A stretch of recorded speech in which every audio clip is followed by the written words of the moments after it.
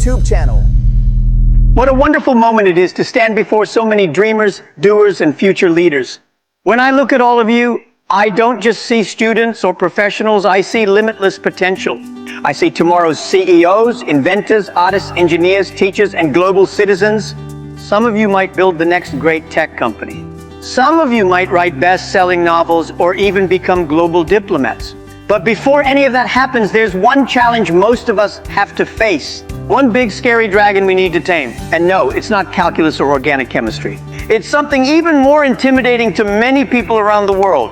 I'm talking about English. Yes, English, that beautifully confusing, charmingly illogical, endlessly evolving language that has terrified generations of learners. The language where colonel is pronounced kernel, where debt has a silent B, and where the word set has over 400 definitions. English is the only language where you park on a driveway and drive on a parkway, where your fingers can go numb and your phone can go dumb. It's chaos, but somehow we love it. Now, I want to let you in on a little secret. I wasn't born speaking English. I struggled with it. I misunderstood things. I mispronounced words. I made people laugh, sometimes accidentally, but I kept going. And if I can learn English, not in a classroom, but by chasing opportunities and creating my own, then you can too. So today, I want to share with you how to tame this dragon in a way that is inspiring, practical, and just a little bit funny. Welcome to How to Learn English Easily. Now, you cannot learn something if you hate it. This is like trying to eat a durian if you hate the smell. You'll gag, you'll cry, you'll quit. So the first step to learning English is falling in love with it. When I was 12 years old, I decided I wanted to learn English. Why? Because I thought it would help me get a better job. Also, I liked watching foreign tourists in Hangzhou. They looked so happy and relaxed. I thought, if I learn English, maybe I can talk to them. Maybe I can be happy and relaxed too. So I did something crazy. Every morning from 5 a.m. to 8 a.m., I rode my bicycle to the Hangzhou hotel and offered free tours to foreigners. Free! Can you believe that? If you ask a teenager today to wake up at 5 a.m., they think it's child abuse. But I was excited. I got to talk to people from America, Europe, Australia. I asked them, what does this word mean? And how do you pronounce that? They corrected me kindly. I made a lot of mistakes. Once I told a lady she was very hot, meaning beautiful. But I didn't realize that in English it sounds a bit inappropriate. But they laughed, and I laughed. That's how I learn. So fall in love with English. Watch English movies. Listen to English music. Fall in love with the language like it's a person you have a crush on. Then you won't feel like you're studying. You're just enjoying. Most people treat English like math. They memorize grammar rules like formulas, present perfect tense, plus subject, plus verb, plus... Oh no, I already forgot. Let me ask you this. How did you learn your first language?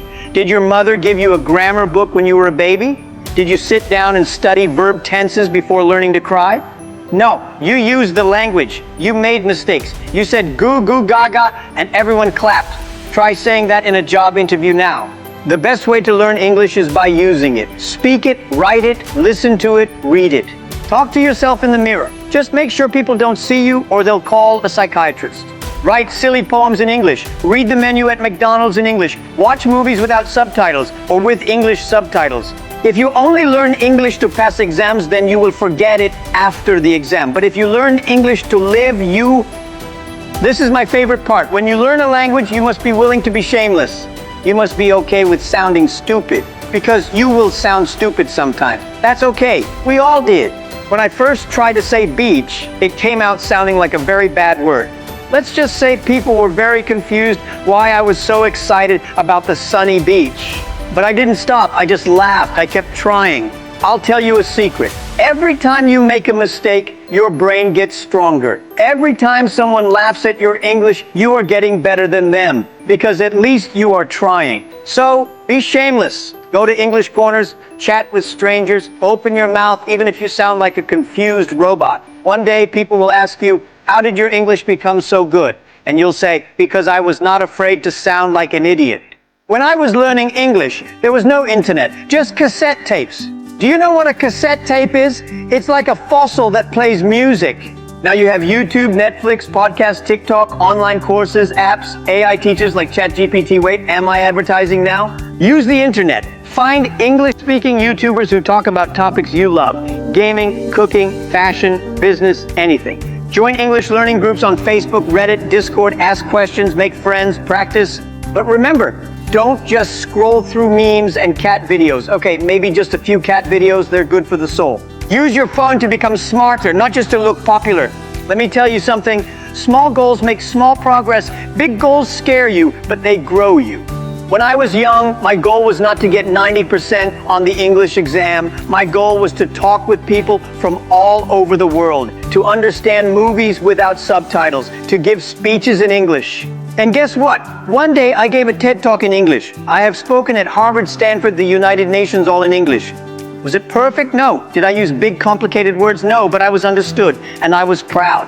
So set a crazy goal. Say, one day I will give a TED Talk in English, or I will write a novel in English, or I will flirt successfully in English. Okay, maybe that one is dangerous. But the point is, dream big. Sometimes, when I'm feeling nostalgic, or when I need a good laugh, I go back and listen to my old recordings from when I was just starting to learn English. Oh, my friends, it is comedy gold. I sounded like a confused GPS system from 1995. Turn left at, recalculating. I was mixing up words, misplacing verbs, and inventing brand new grammar rules that no one on earth had ever used before.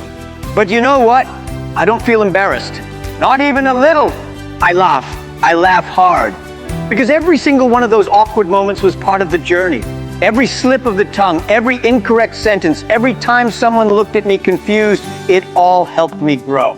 Learning a language is not like climbing a perfect staircase. It's like falling up a mountain.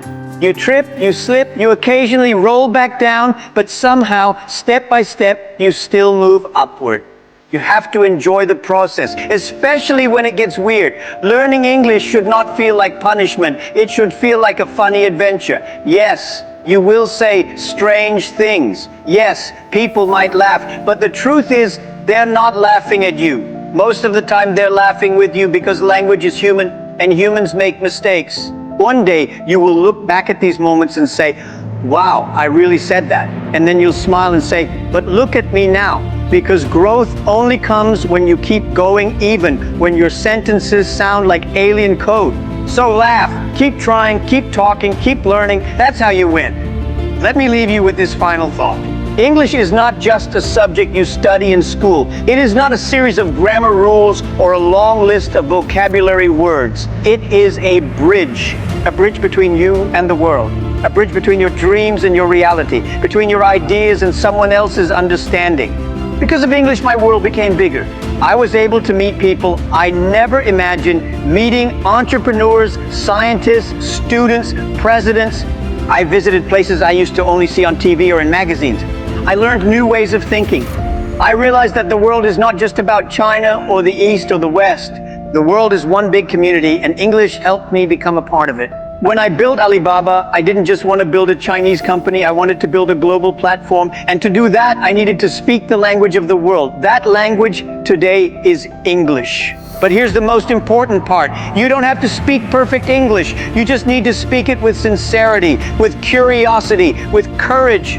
Even a simple hello can open a door. Even if your grammar is wrong, even if your accent is strong, people will listen if you speak with heart. One day someone will say, thank you for speaking with me. You helped me understand. You made me feel seen. And you will smile and say, it all started with one awkward, brave word. So go out there, speak boldly, laugh loudly, make mistakes, make progress. And whatever happens, don't stop. Keep going. Thank you, my friends.